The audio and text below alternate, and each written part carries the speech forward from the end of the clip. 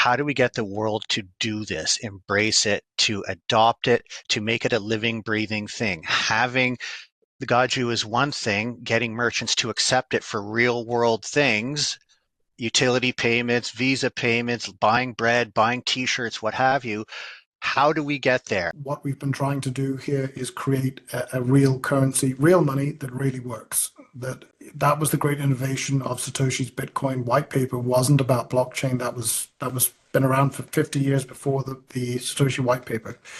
It was about how do we create real money in the same way that we used to think that real money was created from gold. It was about it was a finite resource that you would mine with a risk and an expense to mine. And as a consequence, you had this very tangible thing that you could say, I have as a result of this risk and this endeavor. That was the breakthrough. The catch is it didn't really work. So what we've been trying to do is create something that really does work and take away all of the capacity for us to control it and make it something that's free to the world. That's how we get real transformation. We give people a real choice between a structured world in which they are controlled versus one in which they get to do whatever they think is right to do. But the key question is, how do we get millions, tens of millions, hundreds of millions of people to be on board doing this? And mining is part of that equation because it's about opening it up and getting as many people as possible in. But how do you get people to want to mine? You need to show them that we're actually creating a real alternative to the existing system, that this is a real economy in which they can benefit, participate, and take their place within.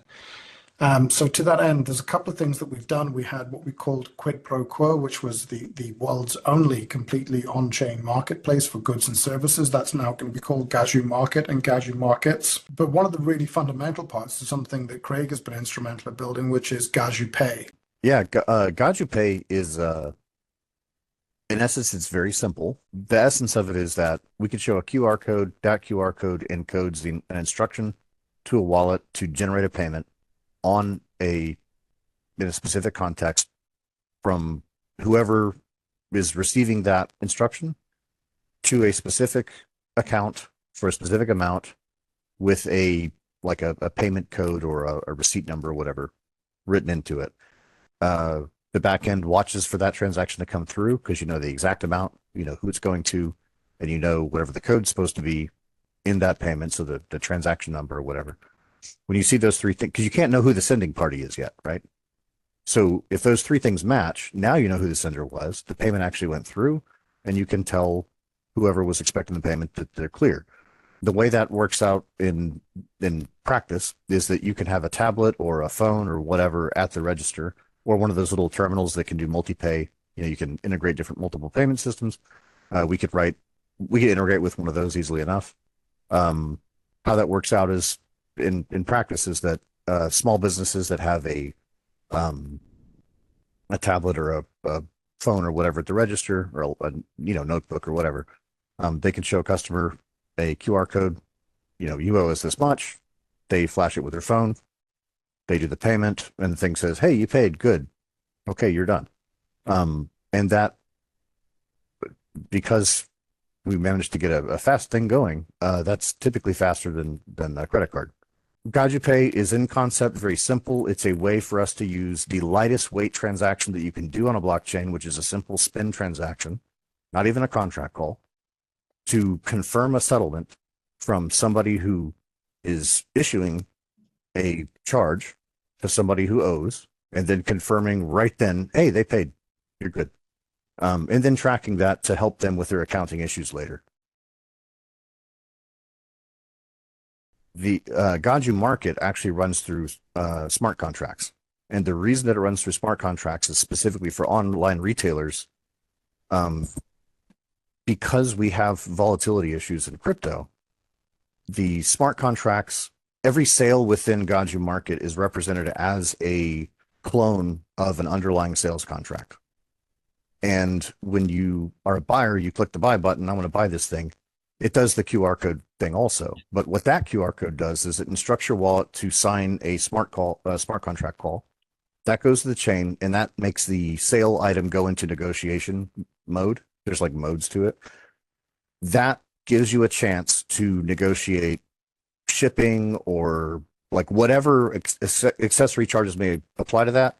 In addition to the buyer may be like, hey, I want to buy those shoes, and they were 100 Gajus yesterday, but the Gaju like spiked because some freak bought like all of it. So I need it at 50 Gajus now.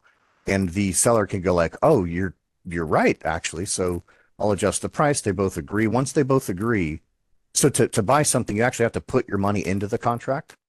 And that's a trust signal that like I really do want to buy that. I'm not just spamming your purchase orders. I'm not locking up your existing contracts with spam calls. I'm actually putting money into the contract. Once you do agree, the payout actually can finally go through once both parties agree. Either party can also back out of it and refunds occur to wherever the payment origin was. When you're dealing directly with blockchain, there's no undo button, right? So like the price of liberty is Responsibility. danger. Yeah, responsibility, right? So don't fat finger something. Don't just send money to somebody with an extra zero on it, because there's no, like, Visa's not watching over this. Now, we do have ways to mitigate that when it comes to associate train transactions. But because of that, it's very nice to be able to write things like smart contracts that have processing stages. So both parties have to agree. You've confirmed that nothing is crazy about this number. You agree today and you agreed tomorrow. Let it go through, things like that. On GajuPay, it might be something that you put on your website, much like someone puts Stripe onto their website and says, this is something that we can accept and we can do this way. But then there's no smart contract context to this. It's just a call to make a payment, and that's it. Yes, you'll be able to implement GajuPay for the payment of an item in Gajus on your website, but you'll also be able to list that item on Quid Pro Quo as a marketplace and have the whole thing operate and be able to have negotiation as well around some of the features of it. The catch is, how do we get enough people to have Gajus? That actually there's a duality between getting as many people as possible mining, but also getting people to start doing things in this context. Because if we get to 10 million people mining, then we've created a viable alternative economy. And over the next 3 to 5 years, it will really take purchase. But if we can use this next 16 months to get to 100 million people, that's a global tipping point number. And all of a sudden, it's something that just cannot be stopped. It becomes not an alternative economy, but a major global economy in its own right. And it begins to grow from there. And the more we use it, the more people are using it, the more they're staying within the Gaju itself, the more effective and more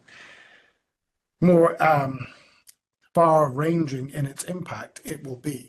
But the more people build things and do things in this context, the more the Gaju itself becomes a fundamental currency of life.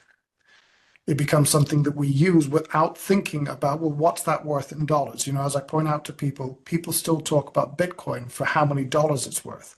And they go, oh, but that's fine. And I say, okay, well, fine. Show me the guy who's going through the tube in London who works out what the ticket price is in dollars, because they don't care. They're paying in pounds. And we need to get to that state in Gajus. Not that people think, oh, that's a $10 item I can buy for 8 Gajus. The whole point of currency is to act as batteries that energize the economy and motivate actual action. So this idea that I'm gonna make a magic wallet before everything starts, and I'm gonna have all the Gajus, and then the Gaju will go up, and I've got it all. Well, then what do you do with it? If you start selling your Gajus for fiat, then the Gaju crashes. That's stupid, because you can't really use it in an economic sense if only a couple of people have it. So the whole point being that a massive distribution of money is what makes money money. A shared belief in the value of money is the value of that money, plus the shared belief in the future value of that currency. So prices are orthogonal, but related to inflation, right? Because inflation is an increase or decrease in the money supply. It's not price changes. Price changes happen later. That's why you've got the effect that people close to the source of inflation actually benefit from it first, and then everybody else just gets screwed, because price changes are a lagging indicator. And you have to escape from that whole world and trying to gamify that world if you want to make something really work. And that's why we're after a lot of miners, that a lot of people doing what they can in competition to get a broad distribution of the Gaju. And as opposed to like, oh, we're going to have like 2 or 3 giant mining companies come in and they're just going to have all the Gajus. Well, that's not a currency then. That's not something you can buy a t-shirt with online. That's a silly idea. You need a broad distribution of this stuff and then have a liquid economy happening where there's a lot of flows going on. And then people that understand how to do business will put themselves in places where they can tap into little flows. But just having one giant blob of Gajus somewhere, that's not a currency. That's a silly idea. I mean, go back to the original Bitcoin white paper. It was a peer-to-peer electronic cash system. So what we said is we built the peer-to-peer electronic cash system, or as another one of the people involved pointed out, you've basically perfected Bitcoin. Yes. So the thing is, once you're able to transact peer-to-peer without intermediation, you remove so much inefficiency and so much rent seeking from the entire process that it really isn't possible for others to step in and compete in that world in this one. And this is where we begin to talk about a separation between an internet of data, which is where you will look for what you want to engage in, like, for example, a course in weight loss, versus the internet of economics, where you will actually transact. And they become two distinct things. And these people don't need to know anything about what you do here because it's none of their business. This is what we mean when we start to get into the ideas around the restitution of data, the restitution of assets, the restitution of money to the individual. And so when you look at our plan essentially is to get as many people as possible engaged, involved, and using this, not just as a currency, but as an alternative economy at first and a default economy in time. We don't talk about revolution in QPQ. We talk about evolution, because revolution always means someone's head's being cut off. The reality is that there are many things that happen in the existing system that actually are very valuable. You want to talk about DeFi? If you really want to talk about decentralized finance, it comes back to trust signals. How do you sitting in Ontario know that I sitting in Zug am a good bet to back my mortgage, to put $1,000 of your money into my mortgage application? In a very simplistic context, well, if my local bank are the first people to back my mortgage application by putting 1% of the money up, that's a trust signal that everybody else can pile into, because it's like, well, if the local bank thinks the guy's okay and thinks the property that he's buying is okay, it must be okay. So I'm good with coming in next. Trust signals are such an important part of everything we do, from social interaction through to commercial interaction. The whole thing that we have to, like, that Greg and I are really focused on and being very strict about, is that if we let a perverse incentive sneak into this project, it's not going to work. Yeah. And that's why we made a decision that a proof of work chain that actually does the minting of Gajus can never actually have governance. So we have to cap and limit what the specification is for that. And then any new innovations that occur have to happen on associate chains that are run by known operators. When it came to governance, what you often see is chains create these foundations. In fact, everybody's done it. We deliberately chose not to do it because it would become a focal point for control and then become something that people would compete to control. So at every juncture, actually, we've taken the decision that made this less profitable, but made its longevity more assured. If you have the Scrooge McDuck vault, but nobody accepts gold, what do you have? Right? Like, it's silly. How do we create on and off ramps? So we're actually going to set up as a subsidiary business. We have a subsidiary company called QPQ Capital. We're going to go for a regulated entity in Switzerland that allows us to essentially operate a decentralized exchange. It would allow us to handle accounts, provide some value additive services like generalized accounts, so that if you lose your keys, we can help you to recover them. All these kind of things are part of the plan. We are not so well resourced that we can do this out of the gate, but it's something that as we grow this, we can quickly begin to deploy more and more into, because we do recognize that people are going to want to have that flexibility. So whilst anybody can build it, it's unlikely that someone will until we do. So we're going to take those steps ourselves. In a sense, the function of the Gaju is to become, because it's the core resource layer economy currency, it actually becomes the means by which you transit from any other currency into another. So it gains stability through that process. But there is an issue. If we succeed in getting 100 million people to use this, to mine this, to be on board with this before we go out into the public mining phase when the big commercial miners can step in, this is our real opportunity to have massive decentralization. So if we get huge numbers in and they've all got Gajus, the market will find a value per Gaju without us doing anything. It just will. That's the way that large numbers of people acting within a marketplace, they will coalesce around a value. And that's how it will work. The way we've structured the mining is, in order to try and get as many people in as possible, we've tried to restrict the number of big licenses, and the licenses don't get that big, down through the memberships that are much smaller. The 100 franc membership is the one that we have 57% of all of the sales will be at that level, aimed at ordinary people. The way we remove the incentive to cheat the system is we limit the number of Gajus that can be mined by any member. That then means that there's no incentive for you to buy a 100 franc package and plug it into a server farm. You buy the package that relates to your computational capacity and you work through it that way. But this could result in two different things. So let's say we get 100 million people to mine this. There will be no excess that's mined, and therefore this falls out of the equation. And because 100 million people, there will be no leftover that is mined above the amount that they've contracted to possibly mine. And that's great, because then we don't have an issue about how to try and get people to stabilize the price.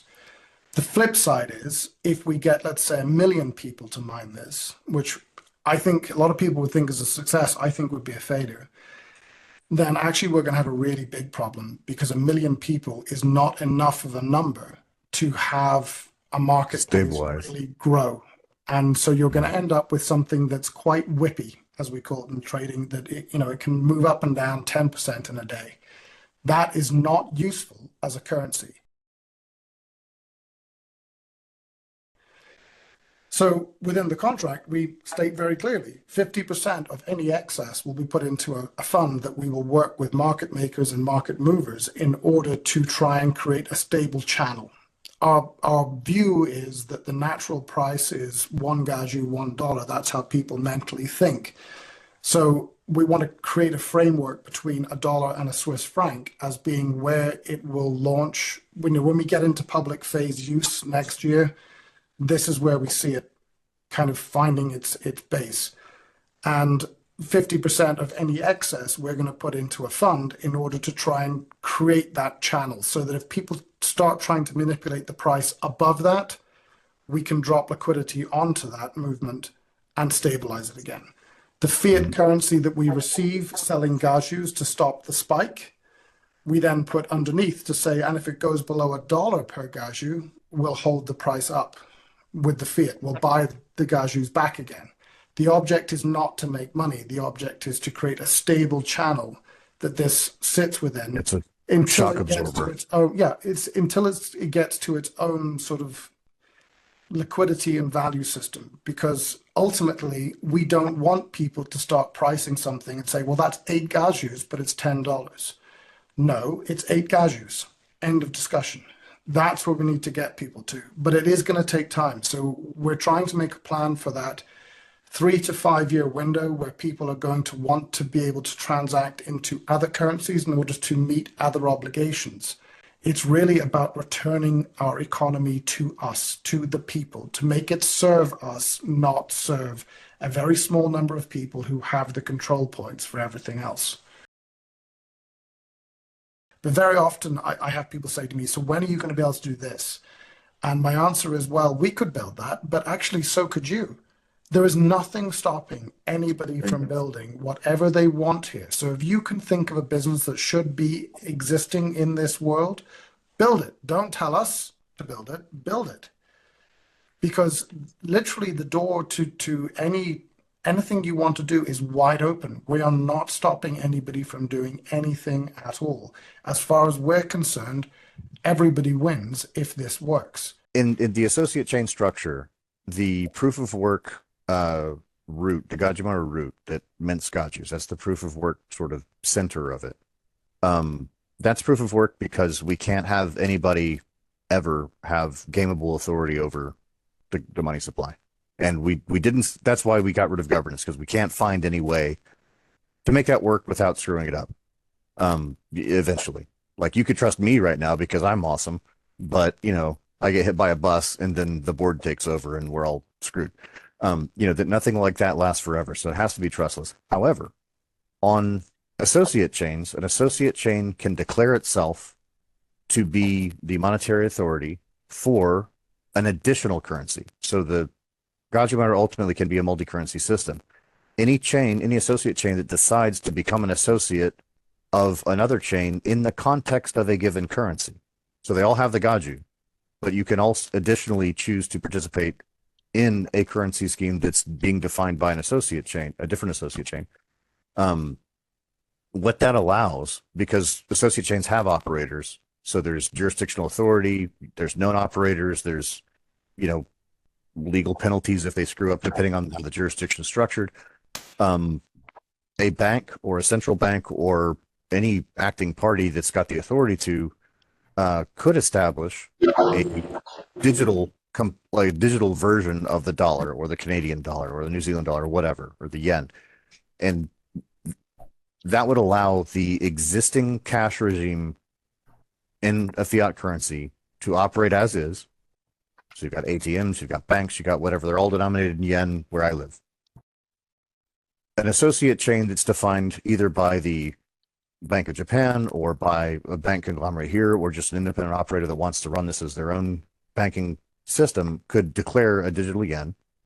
And if that's accepted within this legal jurisdiction, so there's a regulatory component to this, that associate chain would be operating in Gajus that are minted, not minted locally, but they can be transacted locally on that associate chain, but they're coming from the Gajumaru root, and they could also be the minting authority for digital yen. So they take yen in from their ATM operations or from banking operations or accounts or whatever, and they mint the on-chain component to the yen, which can then be freely transacted. You could plug that directly into ATM system. Again, it's all the same stuff. You could use GajuPay in digital yen on that, in the context of that associate chain structure that's operating in digital yen, in addition to the Gaju. And that's also how we get this very easy Forex pairing, where you can go on chain straight from yen to Gajus through Groot to somewhere else and then out to a different hybrid currency over there. So that simplifies Forex tremendously, all on chain, through being able to do hybrid currencies. In addition to that, that allows an existing fiat structure to grant an existing fiat currency superpowers, in a sense, without changing anything about the way the yen is made right now, or the dollar is made right now, or the pound, or whatever. You could start writing smart contracts in the context of an associate chain structure that deals in that hybrid currency, denominated directly in that currency. Why is it called the Gajumaru? It's because the Gajumaru is a tree that grows in Japan in such a way that the root is common, but all of the trunks look like a forest. They look like individual trees. So this effectively is the idea, is the root is the resource layer, and the trunks that you see and the foliage and everything else that follows from that, that's the infrastructure, the platforms, the applications that actually turn this into a living, breathing forest. Once you have a resource layer, root, is that you could then create marketplaces within that universe, solar systems within the universe. And those solar systems could have different rules as to how they operated relative to the universe. So when we start thinking about national payment systems, they are obviously infrastructure. Within the RIPA model, resource infrastructure platform application, they are very obviously infrastructure. So let's say, for example, the Swiss National Bank were to say, yeah, let's actually have a digital Swiss franc. Howsoever that is done, with what levers of control it has, I'm not getting into that. That's not my decision. That's theirs. Again, I have no ability, Craig has no ability to shape what they do. We just give them the tools to do whatever they see fit. But let's say, for example, the Swiss National Bank says, yes, we want to have a Swiss digital payment system that's completely on chain. We're going to take the hash graph algorithm and implement it on our infrastructure, and we're going to make all of the regulated banks, of which I think there are 37 that use crypto payments right now in Switzerland. We're going to have all those 37 banks be nodes on this network, and then we're going to have each of the cantons be a node, etc. You see what I mean? They can decide who the operators are, who has what rights, what permissions, what capacities, and then they create a Swiss franc on chain.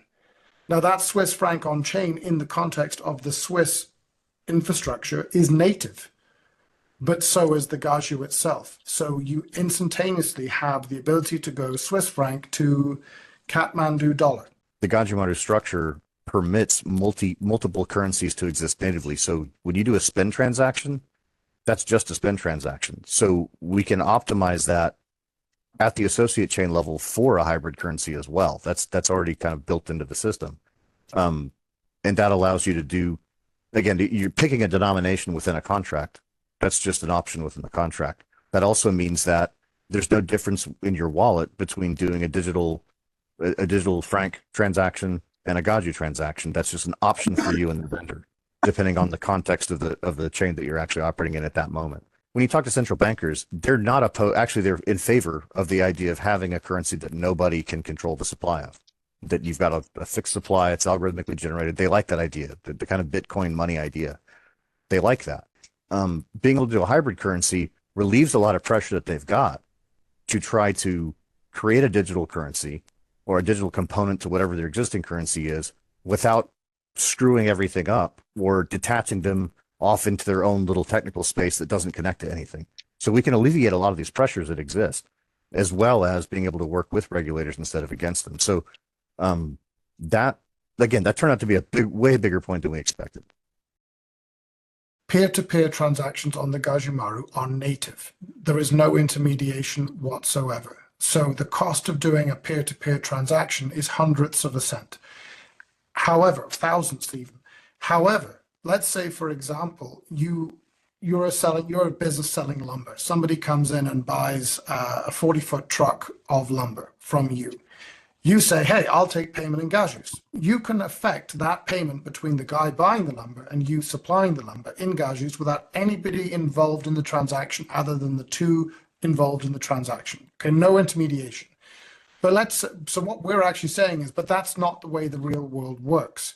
In the real world, somebody wants that to talk to their accounting system. They want to create an invoice. The invoice needs to have paperwork. We will have built value additive pieces like automated invoicing systems, automated payment systems, automated accounting systems that allow the transaction that occurred at the till between your point of sale and the buyer's mobile phone, that you can then put that into your accounting system and say business to business there, yeah.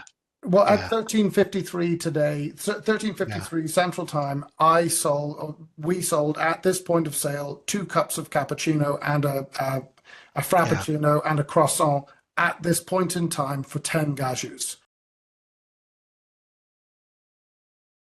The on-chain transaction fee is minuscule. It's less than a penny. The 2%, where that's coming from, is in Gaju Market specifically.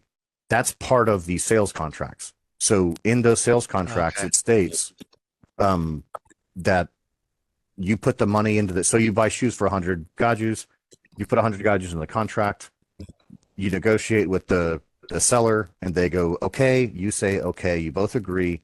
When the money goes out, 2% gets paid to QBQ, to Gaju Market as a business. Yeah. And then 98%, the whole remainder goes to the seller. Yeah. Craig and Greg, what they have done is they have created a company called a service called Gaju Markets that essentially uses this very cheap infrastructure to make a buy and sell platform that absolutely kicks the shit out of Amazon, to lack of a better word. And they are going to absolutely kill any competitors to their business by absolutely destroying them in the margin area, right? Because they aren't money hungry corporatists. They're actually going to do this for the betterment of society. So they're going to do whatever it takes to kill those margins and give them back to the people. If you have a chain of little islands people are trying to trade amongst, there's been bridges built between them, and there were a plurality of bridges before, and regulators, the people that are the big actors in that system, have now made it illegal to use most of those bridges. And the remaining bridges now all have bridge trolls. And that's why the margins are so ridiculous right now. So we're trying to get rid of that and say, hey, you guys can still swim, right? And then showing them the route to get there, and taking a tiny fee for that instead of, every bridge has a bridge troll, and that sucks.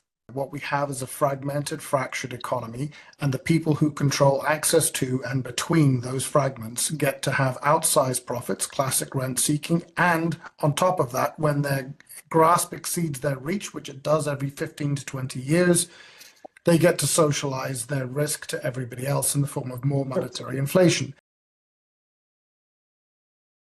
They can use exactly what they have in their house. Literally, the laptop to my right is running a mining operation, and it's doing this conversation. It's not like Bitcoin mining, because Bitcoin mining is very much processor heavy, graphics card heavy, very much the stuff that you would want to build an expensive computer for games or processing or graphic design or whatever. It's specifically RAM. And I was talking to Greg, and he said we really don't need to market it to the ridiculous 64 gigabyte capacity that we have. Realistically, we just need everybody at a low level and just have a lot of people doing it. And I'm pretty sure they also mentioned eventually they want to put it on your smartphone. And a lot of more people have smartphones than they do computers. It starts on the computer and then goes to your smartphone, right? So it really just is. It's about an evolution. Gaming console. We want to get this onto Xbox and PlayStation and Nintendo's, because the thing of it is, anything. You think about how many of those machines are in the world, and what are they doing? For most of the day, they're doing nothing. So why don't you make them productive? Like right now, the device that's running this conversation is also mining Gajus. That's how low the tax on computational capacity is. Now, if you wanted to get to the point that come the whole thing going public and you really want to be competitive, you can spend more money, but you don't need to. We harm ourselves by being overly precise about things and saying, well, you should probably buy that 64 gigabyte machine now because you'll need it in 2 years' time. And that's not good marketing, to your point. Right. What we should be saying is, you know what, we started this on 5 $300 laptops and then ripped the operating system out, which was $100 of that cost. So actually, we started this on 5 $200 hardware pieces, something like a Mac Mini M4.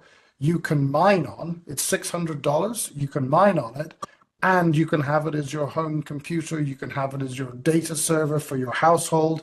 It can do everything, and mine. It's not an exclusive or thing, it's a and thing. Yeah, you install something that you use maybe once a week, and it's running 24/7 every time you have your computer open, taking processing power you don't even know it's taking, to the point where you can have your computer for years and not even realize you've been running it 24/7. You only use it once a week, right? It would be one of those. It would be something that you can just have on your computer. Every time you boot it up, it starts up in the background, and you never have to worry about it again until you go into your wallet and say, look at all this Gaju that my computer's been working on while I've done everything I would have already done. Look, we're going to stop selling these packages in March of next year with a view of going public at the end of July next year. Why the gap? We're going to try and use that period to school everybody in how to do this for themselves and how to get as much investment from everybody into this themselves. Because in that period, we can take the massive decentralization we have and say, now, please, we want you to continue to succeed because your success is the success of the whole human race. If we can keep that massive decentralization, then actually there will not be 5 companies mining 95% of it and reconcentrating wealth in that way.